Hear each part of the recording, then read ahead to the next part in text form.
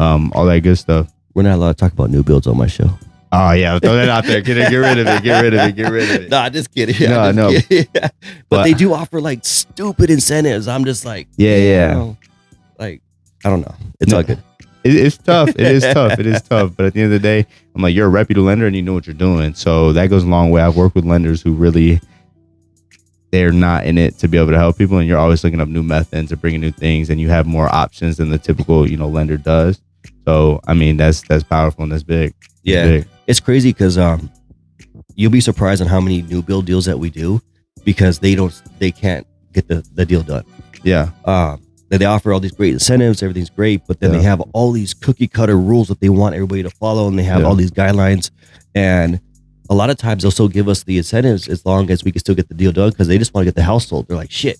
They'd be like, it's like the last minute, and they're like, we can't get it done, but if you guys can get somebody to do the loan, we'll still give you guys the incentive. And a big issue, honestly, that I've seen new builds, and I was just talking about it with somebody else, is the lender typically is, not everyone, but in my experience, and I've done a lot of new build deals, the lender usually, it looks like the lender has fiduciary to the builder when it should be the client. Oh yeah, it is 100%. 100%. I remember we had this deal and it was a nightmare. So it was a new build and we took it over and we had 2 weeks to close, 3 weeks to close. Mm-hmm. And I was like, oh yeah, I mean, our lenders are pretty quick. We can get it done.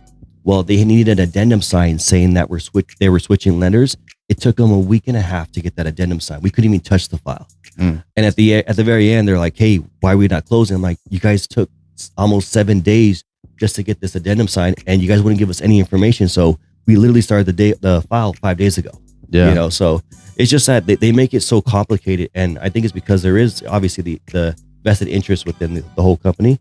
Yeah. So sometimes it could be a nightmare, man. I don't know, but it is what it is. It's all part of the business. No, I've had that experience for sure. I'm like, I was just talking about it with somebody else. They didn't meet appraisal because the builder actually put out on the MLS that it was for 430.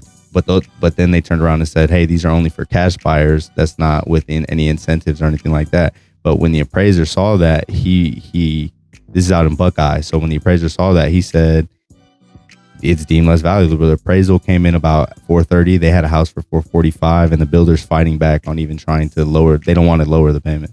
Really? Yeah, they don't even want to lower it. But and it's their own people too. Yeah, it's like the comps are in their new build community, and you don't want to lower the price. And this is someone who's committed, who needs a home in the next 10 days. They've already packed up all their stuff, and now you don't want to lower the price. So that's sometimes what you get with builders. That's the bad side to it. If you have the right realtor. Hello, that's me. If you're able to navigate that won't happen. But unfortunately, there's not a lot of good realtors left. A lot of them a lot of people are quitting the business. Yeah, that is true. And both sides of the game. That is true. So, Davyon, let me ask you this, because you've been in the business for 4 years, right? Yeah, only 4. Okay, what is the biggest thing, or like what is the thing that you've learned most about real estate? Like not knowing, like, and just kind of coming in the industry, because I would say 4 years you're fairly new. You're still kind of like, I still learn stuff every day. It makes me upset deep down, but I'm new. Yeah. I mean, people don't want to. I don't feel new. Dude, people don't want to say that, but man, even my 4th year in the business, I was still learning stuff every single day. Like learn guidelines change, whatever it is. Like I don't know why people. I mean, some people try to make it seem like they're the expert. Like you've been in the business for 6 months. Like get the heck out of here. You know? Like it's a learning experience, and you learn on the job. You learn by experience. You learn by transactions. What is the biggest takeaway you could take from now being in the industry and being a realtor? And in terms of what though, like I guess for the consumer, just in general, for me and how I go about doing business. How about you, the way that you feel that you want to structure your business, and how you feel like how you want to pursue it in the future? Shout out Nipsey. It's a journey, it's a marathon, not a sprint. Yeah, that is true. So it's very long term. Like I was just telling you, I'm very impatient. I want to be efficient. I don't mind if it takes however long it takes. I just want to be efficient and actually working towards that. And it is definitely a grind. You have to stay consistent on the day to day, especially when you're starting off as just yourself. And as you scale up, you still have to manage these people or these systems or these things. There's always something that you have to stay on top of as just a business owner in general. And for you to really build something that you can step out of one day and, be able to still maintain, it's going to take a while, especially if you didn't have those principles or those systems, or you didn't have an example of already how to do that. So it's the biggest thing is just it's a marathon, not a sprint. Shout out to MC, rest in peace. But it is a grind, and that really honestly is with everything. Like it takes time to really get and be that new version of yourself, or really get to that next level. Yeah, I mean that's probably a big thing. It's a marathon for sure. That's cool, man. That's cool. What about you? I want to turn that question back to you. And in 20 years of experience, I mean, you've been doing this a lot longer than me. That probably was like, you learned that a long time ago. Okay, first of all, we're not talking about age right now.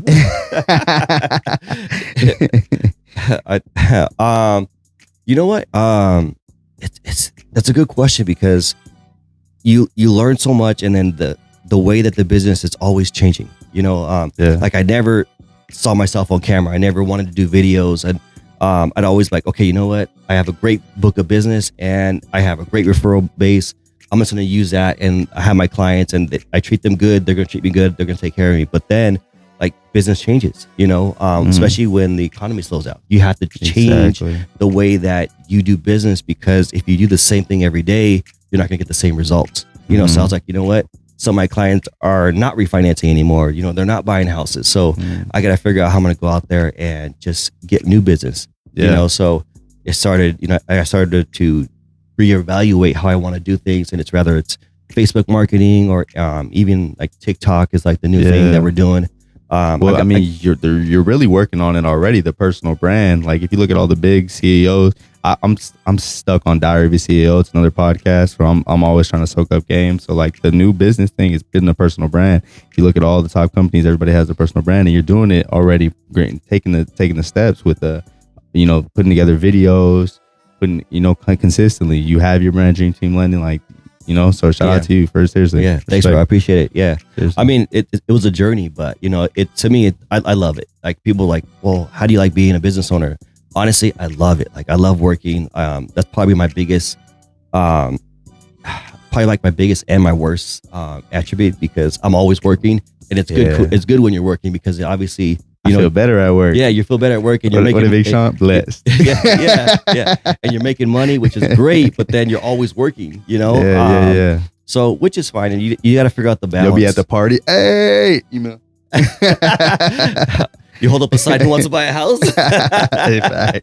Facts. So, but I mean, no, I mean it's a great journey. I love it.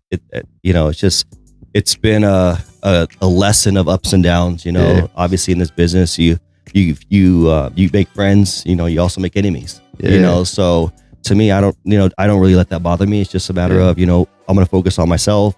I'm gonna focus on my family, my kids, and I'm gonna make sure that we're always taken care of. And as long as I do right by people, like it's always gonna come back to you, like in some way, shape, or form. You work by faith, not fear. Exactly. Yeah, exactly. Child of God, respect again. Give me another one. Yes, sir. Amen. God is good. Let me ask you, what's next for you, and what do you see in the next coming years? You know what? Do you have a vision that you're chasing? Yeah. So my first focus this year was getting the office open, and we're pretty much done with that. Now I want to get to a point where I can help my people grow. Give them guidance and stuff that I've learned, and experience in the market, and have them, have their own teams or whatever it is, whatever dreams that they have, and whatever they want to pursue in their career.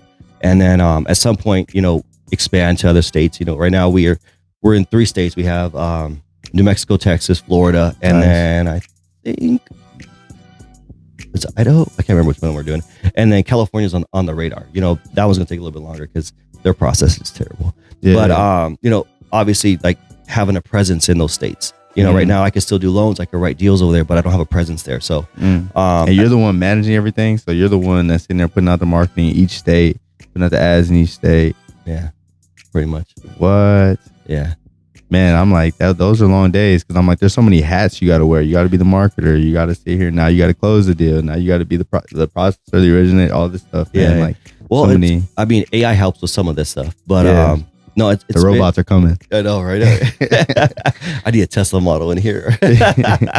But it's been a learning experience, and I know that delegation is probably my weakest point, because sometimes I feel like I want to just take advantage, or not take advantage, but I want to be in control, and I know if I do it, it's going to get done. But I'm not to a point where I need to do that yet. But it's something that I've learned that I need to not always try to wear all the hats. So. I do outsource some of the stuff that we do now. That way I can just kind of free up my time for other things. But it's good to know the different aspects of the business. That way you can understand if something's going right or if something's going wrong. 100%. You know, 100%. like I tell my people, like a lot of them want to use we all use processors to help with our files, but like if you don't know what that process is, how are you ever going to know like where your deal's at or what's going wrong with it or why how to solve the issue. So I was like, you needed to know from start to finish, and that way you understand, you know, why they do things or why things are not getting done. You know, you can't just say, hey, this isn't done yet. Well, why? You know, you should know that. Like you're the LO, it's your deal, it's your client. Like you need to be responsible, take advantage, and you know, take charge of something like that. You know, so like I teach everybody, you know, we need to learn step A all the way to step C. You know, so and I 100% agree with that. I'm like, my biggest lesson through that journey of not doing any business was that I tried so many things that I was able to give an idea of how everything kind of worked, and it's helped me now in the future where I'm like, or I have all these different perspectives on methods of lead gen and what it would feel like to actually scale that and really figure out if I want that to be a main pillar of where my business comes from. And I'm like, I'm really thankful for it because I'm like, at the end of the day, God knew what he was doing. He had to mold me and give me the information that I needed, and you wouldn't have done that, taking the time to go through those processes. Yeah. So 100%, man. I'm like, you teaching that to people is going to be big, and that's why you're going to go far because you're giving the blueprint. Yeah, you know? Yeah. To little guys like me. Actually, you're a big guy. What do you mean? You're like, football. It's football. You're like 6'2". You're bigger than me. Yeah. But I meant in terms of business. You know, I'm growing. But yeah, I'm like, I used to play ball, man. My dad was 6'8". I was 6'2". I mean, if it wasn't for my injuries was what stopped me. Hey, your dad was 6'8"? Yeah, my dad was huge. You know. So hey, how tall was your mom? My mom was on like 5'7". So I'm gonna be 5'6". So I'm gonna be somewhere at like probably right here, 6'2". Bro, I think it's safe to say you stopped growing. No, I still got a small hope of confidence. Oh, one more year, just one. I know, it's funny because my son, he's like an inch taller than me. Yeah. He reminds me every day. But I mean, I really do hope that I think he's gonna end up being like 6'2" or something. But I mean, his mom is short. I mean, I think I'm tall for a Mexican, but nothing too crazy, you know. So.